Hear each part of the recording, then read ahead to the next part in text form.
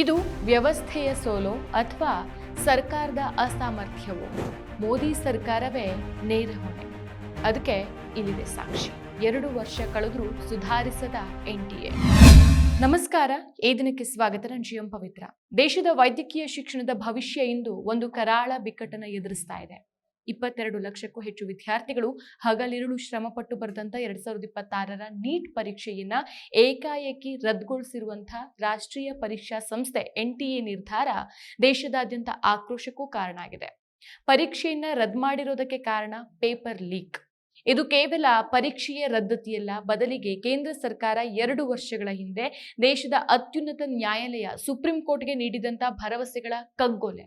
ವಿದ್ಯಾರ್ಥಿಗಳ ಹಿತ ಕಾಯುವಲ್ಲಿ ತೋರ್ತಾ ಇರುವಂತಹ ಈ ಅಸಡ್ಡೆ ಮತ್ತು ವ್ಯವಸ್ಥೆಯ ಅಸಾಮರ್ಥ್ಯ ಇಂದು ಯುವ ಜನತೆಯ ಪಾಲಿಗೆ ಶಾಪವಾಗಿ ಪರಿಣಮಿಸಿದೆ. ಸುಪ್ರೀಂ ಕೋರ್ಟ್ನಲ್ಲಿ ಅಂದು ನೀಡಿದ್ದ ಭರವಸೆಗಳು ಏನು ಹಾಗಾದ್ರೆ? 2024ರಲ್ಲಿ ನೀಟ್ ಪ್ರಶ್ನೆ ಪತ್ರಿಕೆ ಸೋರಿಕೆಯಾದಾಗ ಇಡೀ ದೇಶವೇ ಬೀದಿಗಿಳಿದು ಪ್ರತಿಭಟಿಸಿತ್ತು.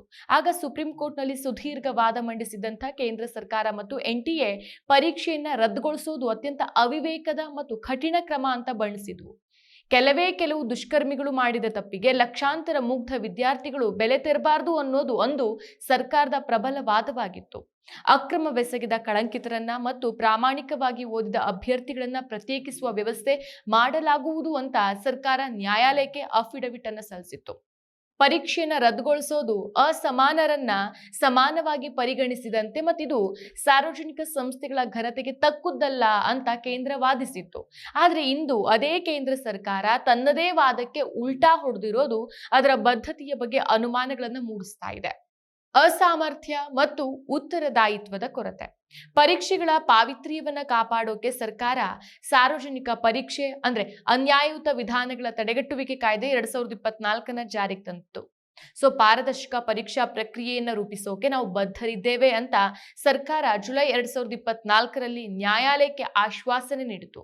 ಆದ್ರೆ ಈ ಭರವಸೆಗಳು ಬಂದು 2 ವರ್ಷ ಕಳೆಯೋ ಮೊದಲೇ ಅಂದ್ರೆ 2026ರ ಪರೀಕ್ಷೆಯೂ ಸೋರಿಕೆಯ ಸುಳಿಗೆ ಸಿಲುಕಿರೋದು ವ್ಯವಸ್ಥೆಯ ದಯನೀಯ ಸ್ಥಿತಿಯನ್ನ ಎತ್ತಿ ತೋರಿಸುತ್ತೆ. 2024ರಲ್ಲಿ ಹಗರಣ ಬಯಲಾದ ತಕ್ಷಣ NTA ಮುಖ್ಯಸ್ಥರನ್ನ ಬದಲಾಯಿಸೋ ಮೂಲಕ ಸರ್ಕಾರ ತನ್ನ ಮುಖ ಉಳಿಸ್ಕೊಳ್ಳುವಂತ ಪ್ರಯತ್ನ ಮಾಡಿದ್ದಾದ್ರೂ ಸಹ ಮೂಲಭೂತ ಸಮಸ್ಯೆಗಳು ಹಾಗೇನೆ ಉಳಿದಿದೆ ಅಂತ 2026ರ ಈ ಬೆಳವಣಿಗೆಯಿಂದ ಸಾಬೀತಾಯಿತು. ನೀಟ್ ಪರೀಕ್ಷೆ ನಡೆಸುವ NTA ಸಂಸ್ಥೆಯ ಅಧ್ಯಕ್ಷರಾದಂತಹ ಪ್ರದೀಪ್ ಕುಮಾರ್ ಜೋಶಿ ಅವರ ಕಾರ್ಯವೈಖರಿ ಬಗ್ಗೆ ಈಗ ಗಂಭೀರ ಆರೋಪಗಳು ಕೇಳಿಬರ್ತಾ ಇದೆ. 2024 ಮತ್ತು ಈಗಿನ 2026ರ ನೀಟ್ ಪ್ರಶ್ನೆ ಪತ್ರಿಕೆ ಸೋರಿಕೆ ಸಂದರ್ಭದಲ್ಲಿಯೂ ಸಹ ಇವರೇ ಅಧ್ಯಕ್ಷರಾಗಿದ್ರು. ಆದ್ರೆ ಇವರ ವಿರುದ್ಧ ಯಾವುದೇ ಒಂದು ಕ್ರಮವನ್ನ ಕೈಗೊಂಡಿಲ್ಲ ಎಂಬುದು ಆತಂಕಕಾರಿ ವಿಷಯ. ಅಚ್ಚರಿ ಅಂತಂದ್ರೆ 2024ರ ಸೋರಿಕೆ ಹಗರಣದ ತನಿಖೆಗೂ ಇವರನ್ನ ನೇಮಿಸಲಾಗಿತ್ತು. ಈ ಹಿಂದೆ ಇವರು ಮಧ್ಯಪ್ರದೇಶ ಲೋಕಸೇವಾ ಆಯೋಗದ ಅಧ್ಯಕ್ಷರಾಗಿದ್ದಂತ ಅವಧಿಯಲ್ಲೂ ಹಗರಣಗಳು ನಡೆದಿದ್ವು ಅನ್ನೋ ಆರೋಪ ಇತ್ತು. ಇವರು RSS ನ ಪ್ರಚಾರಕರಾಗಿದ್ರು ಎಂಬ ಸುದ್ದಿನೂ ಇದೆ. ಇಂಥ ವಿವಾದಾತ್ಮಕ ಹಿನ್ನೆಲೆ ಉಳ್ಳವರನ್ನ ಪರೀಕ್ಷಾ ಮಂಡಳಿಯ ಉನ್ನತ ಸ್ಥಾನದಲ್ಲಿ ಮುಂದುವರಿಸಿರೋದು ವ್ಯವಸ್ಥೆಯ ಪಾರದರ್ಶಕತೆಯ ಬಗ್ಗೆ ದೊಡ್ಡ ಪ್ರಶ್ನೆಯನ್ನ ಹುಟ್ಟಾಕತ್ತೆ. ಇನ್ನು ಕನಿಷ್ಠ ಪಕ್ಷ ಶಿಕ್ಷಣ ಸಚಿವರನ್ನ ಅಧಿಕಾರದಿಂದ ಕೆಳಗಿಳಿಸುವ ಮೂಲಕ ವಿದ್ಯಾರ್ಥಿಗಳಿಗೆ ಭರವಸೆ ನೀಡೋ ಕೆಲಸವನ್ನು ಈ ಸರ್ಕಾರ ಮಾಡ್ತಾ ಇಲ್ಲ.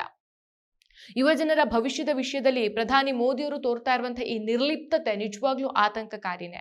ಇದಕ್ಕೆ ಇತ್ತೀಚಿನ ಉದಾಹರಣೆ ಎಪ್ಸ್ಟೀನ್ ಅನ್ನ ಭೇಟಿ ಮಾಡಿದಂತಹ ಹರ್ದೀಪ್ ಪುರಿಯನ್ನ ಇನ್ನೂ ಉಳಿಸ್ಕೊಂಡಿರೋದು.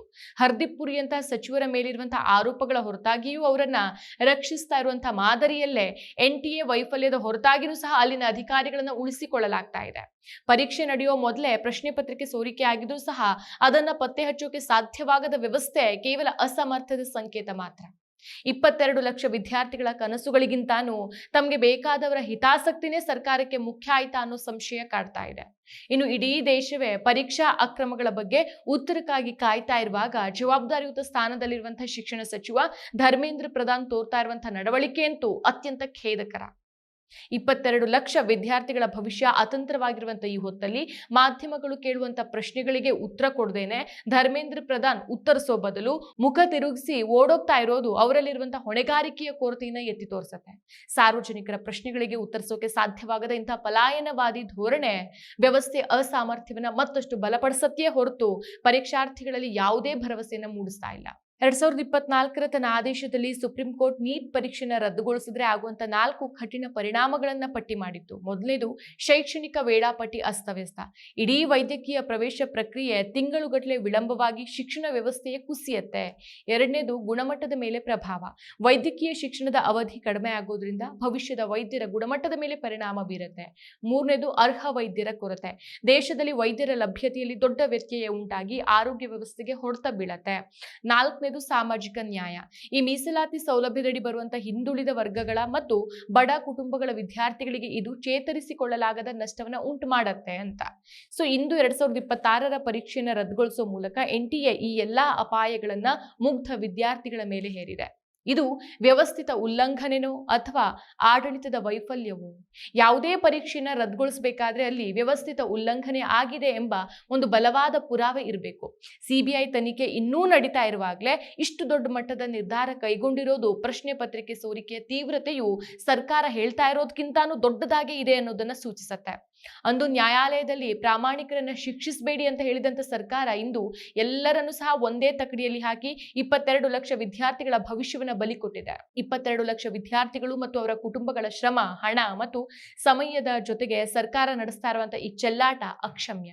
ವರ್ಷಗಟ್ಟಲೆ ಹಗಲಿರುಳು ಓದಿ ಪರೀಕ್ಷೆಗೆ ಸಿದ್ಧರಾದ ಅಭ್ಯರ್ಥಿಗಳ ಆಶೋತ್ತರಗಳನ್ನ ಗೌರವಿಸೋದು ಪ್ರಜಾಪ್ರಭುತ್ವ ಸರ್ಕಾರದ ಧರ್ಮ. ಆದ್ರೆ ಇಲ್ಲಿ ವ್ಯವಸ್ಥೆಯ ದೋಷವನ್ನ ಸರಿಪಡಿಸೋ ಬದಲು ಪರೀಕ್ಷೆಯನ್ನೇ ರದ್ದುಗೊಳಿಸಿ ಕೈ ತೊಳ್ಕೊಳ್ತಾ ಇರೋದು ಹೊಣೆಗೇಡಿತನ. ಈ ಪರೀಕ್ಷಾ ಮಾಫಿಯಾದ ಹಿಂದೆ ಇರುವವರನ್ನ ಪತ್ತೆ ಹಚ್ಚಿ ಶಿಕ್ಷಿಸೋ ಬದಲು ವಿದ್ಯಾರ್ಥಿಗಳ ಭವಿಷ್ಯದ ಜೊತೆಗೆ ಆಟ ಆಡ್ತಾ ಇರುವಂತಹ ಈ ಮನಸ್ಥಿತಿಯನ್ನ ಇಂದಿನ ಯುವ ಜನತೆ ಗಂಭೀರವಾಗಿ ಅರಿಯಬೇಕಾಗಿದೆ. ಇನ್ನು ಈ ಕ್ವೆಶ್ಚನ್ ಪೇಪರ್ ಲೀಕ್ ಪ್ರಕರಣಕ್ಕೆ ಸಂಬಂಧಿಸಿದಂತೆ ಜೈಪುರದಲ್ಲಿ ಬಿಜೆಪಿ ಮುಖಂಡನ ಬಂಧನವಾಗಿರೋದು ವ್ಯವಸ್ಥೆಯೊಳಗಿನ ನೈಜ ಕಳ್ಳಾಟವನ್ನ ಬಯಲಿಗೆಳೆದಿದೆ. ಇದೇ ಪ್ರಕರಣದಲ್ಲಿ ಆರೋಪಿಯಾಗಿ ಒಬ್ಬ ಮುಸ್ಲಿಂ ವ್ಯಕ್ತಿ ಏನಾದ್ರೂ ಇದ್ದಿದ್ರೆ ಅದನ್ನೇ ದೊಡ್ಡ ವಿಷಯವನ್ನಾಗಿ ಮಾಡ್ತಾ ಇದ್ದಂತ ಅಂಧಭಕ್ತರು ಮತ್ತು ಕೆಲವು ಮಾಧ್ಯಮಗಳು ಅದಕ್ಕೆ ಕೋಮುವಾದದ ಬಣ್ಣ ಹಚ್ಚೋಕೆ ಹವಣಿಸ್ತಾ ಇರ್ತಿದ್ರು. ಶಿಕ್ಷಣ ಜಿಹಾದ್ ಅಂತಾನೋ ಅಥವಾ ಇನ್ಯಾವುದೋ ಹೆಸರಿಂದ ಇಡೀ ಸಮುದಾಯವನ್ನ ಗುರಿ ಮಾಡಿ ದ್ವೇಷ ಹರಡೋಕೆ ಪ್ರಯತ್ನಿಸ್ತಾ ಇದ್ರು. ಆದ್ರೆ ಈಗ ಬಂಧಿತ ಆರೋಪಿ ಆಡಳಿತ ಪಕ್ಷದ ಮುಖಂಡನೇ ಆಗಿರೋದ್ರಿಂದ ಈ ಆಯಾಮವೇ ಈಗ ಬದಲಾಗಿದೆ. ಅಕ್ರಮ ಎಸಗುವವರಿಗೆ ಯಾವುದೇ ಧರ್ಮ ಅಥವಾ ಸಿದ್ಧಾಂತದ ಹಂಗಿಲ್ಲ, ಕೇವಲ ಸ್ವಾರ್ಥ ಮತ್ತು ಹಣದ ಆಸೆ ಮಾತ್ರ ಇರುತ್ತೆ ಅನ್ನೋದು ಇದರಿಂದ ಸ್ಪಷ್ಟವಾಗತ್ತೆ. ಹಗರಣದ ಹಿಂದೆ ಯಾರೇ ಇದ್ರೂ ಸಹ ಅವರ ಅಧಿಕಾರ ಅಥವಾ ಧರ್ಮವನ್ನ ನೋಡದೇನೆ ಕಠಿಣ ಶಿಕ್ಷೆಯನ್ನು ವಿಧಿಸಬೇಕು. ಸರ್ಕಾರಕ್ಕೆ ನಿಜವಾಗ್ಲೂ ಬದ್ಧತೆ ಇದ್ರೆ ಕೂಡಲೇ ವೈಫಲ್ಯದ ಹೊಣೆ ಹೊತ್ತು ಸಂಬಂಧಪಟ್ಟ ಸಚಿವರು ಮತ್ತು ಅಧಿಕಾರಿಗಳ ಮೇಲೆ ಕ್ರಮ ಕೈಗೊಳ್ಳಬೇಕು. ಇಲ್ಲ ಅಂತಂದ್ರೆ ಪರೀಕ್ಷಾ ಪಾವಿತ್ರ್ಯ ಎನ್ನುವುದು ಕೇವಲ ಭಾಷಣದ ಪದವಾಗಿ ಉಳಿಯೋದ್ರಲ್ಲಿ ಸಂಶಯನೇ ಇಲ್ಲ. ಮತ್ತಷ್ಟು ವಿಶೇಷ ವಿಡಿಯೋಗಳನ್ನು ನೋಡಲು ಮತ್ತು ಹೊಸ ವಿಡಿಯೋಗಳ ಬಗ್ಗೆ ತಿಳಿಯಲು EDina.com ಯೂಟ್ಯೂಬ್ ಚಾನೆಲ್ ಸಬ್ಸ್ಕ್ರೈಬ್ ಮಾಡಿ ಮತ್ತು ಬೆಲ್ ಐಕಾನ್ ಕ್ಲಿಕ್ ಮಾಡಿ.